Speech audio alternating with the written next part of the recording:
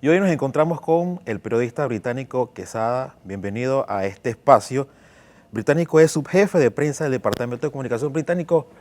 Antes de que todo, yo quisiera saber por qué el nombre de Británico. ¿Cuál es la historia detrás de este nombre tan peculiar y bastante original? Bueno, mi padre le gustaba la historia y leer, y la mayoría de sus hijos los nombró con, valga la redundancia, nombre de emperadores romanos. Británico era hermanastro de Nerón, fue envenenado a los 16 años. Y a los habitantes de Gran Bretaña en la época romana le decían británicos. ¿Y sus otros hermanos? Bueno, uno se llamaba Germanio Tiberio, ya murió, otro César Octavio. Te lo digo porque cuando uno escoge un nombre para el hijo es bastante complicado, ¿no? Escoger este tipo de nombre. Y Británico me parece bastante original. Aquí en el Departamento de Comunicación también te tienen sobrenombres. Exacto, tengo varios. ¿Cuáles son esos Uno es mi sobrenombres? seudónimo Fígaro, Ajá. otro Koyak, ¿Por qué Coya? porque me afeito la cabeza. Pero también te dicen British, algo así como que he Exacto, también me escuchado, dicen ¿no? British, De las compañeras. Me dicen Brita también. Bastantes sinónimos, bastantes apodos británicos. ¿Desde cuándo tú estás como periodista en el Departamento de Comunicación aquí del Tribunal Electoral? Y también para que nos cuentes cuáles han sido esas experiencias positivas, porque también de las experiencias negativas uno puede sacar enseñanzas para que nos cuentes aquí en este espacio. Yo ingresé al Tribunal Electoral en septiembre del 2020, en plena pandemia, y he aprendido mucho. Esta es una institución que se funciona totalmente distinta a las otras. Hay muchas reglas. El equipo de comunicación es bastante grande y tengo la experiencia de que lo que no se hacía en otras entidades se hace aquí, como análisis de contenido, plan de medios, mensajes. No se hace en otras instituciones, pero en el Tribunal Electoral sí se hace. ¿Cómo fue ese paso durante la pandemia? ¿Fue difícil?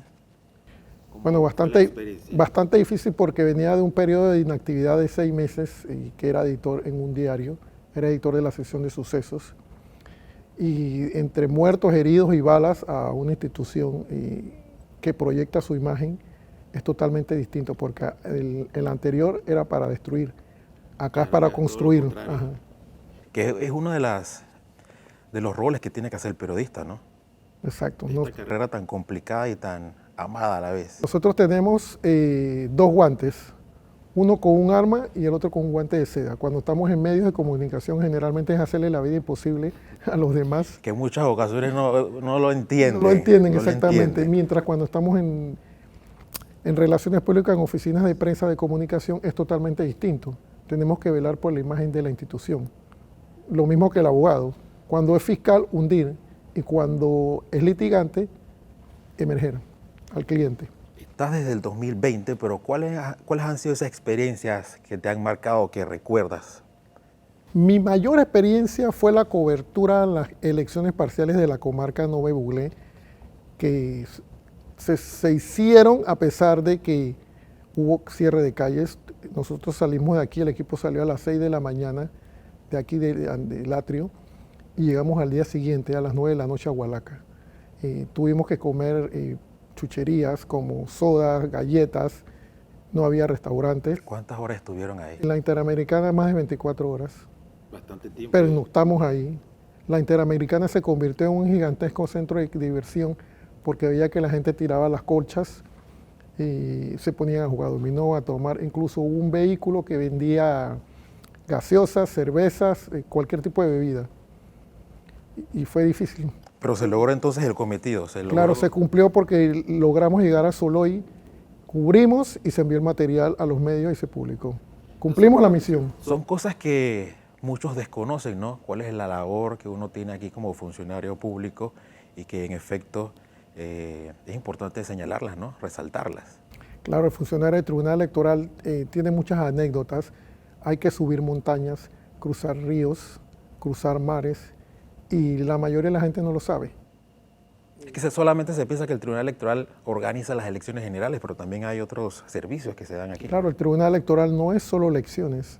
Aquí tenemos registro civil, aparte de organización electoral, y tenemos cedulación. Ellos también hacen giras de trabajo. y tienen que subir montañas y cruzar ríos, y eso no es fácil porque arriesgas tu vida. Pero lo hacemos en nombre de la institución y porque hacemos patria. Británico, también quería comentar contigo sobre esa decisión que tomaste para ser escritor panameño. Cuéntanos cómo ha sido tu experiencia también sobre este tema y todas las obras que has publicado, porque tienes bastante. Inicialmente fue como lector. Empecé a escribir ya de lleno relatos desde el 2003, antes que mi hija naciera, y poco a poco fui haciéndolo hasta que llegó la pandemia. En el 2019 publiqué mi primera novela, La Isla Camila, y ya después con la pandemia me afiancé esos 6 meses que estuve en casa desempleado o con el contrato. De inspiración, ¿no? Esa inspiración. Exacto, los aproveché bastante. Terminé El Exorcista de Bacamonte 2, ya había publicado el 1, y así seguí perfeccionando la técnica y practicando, porque la mejor forma de mejorar es leer y escribir constantemente. Ahorita tengo 9 títulos en Amazon. Bastante. Felicidades, Británico, y gracias por estar en este espacio. Espero verte pronto aquí nuevamente para seguir conversando con estas anécdotas que tienes aquí en el Tribunal Electoral. Gracias mil por el espacio.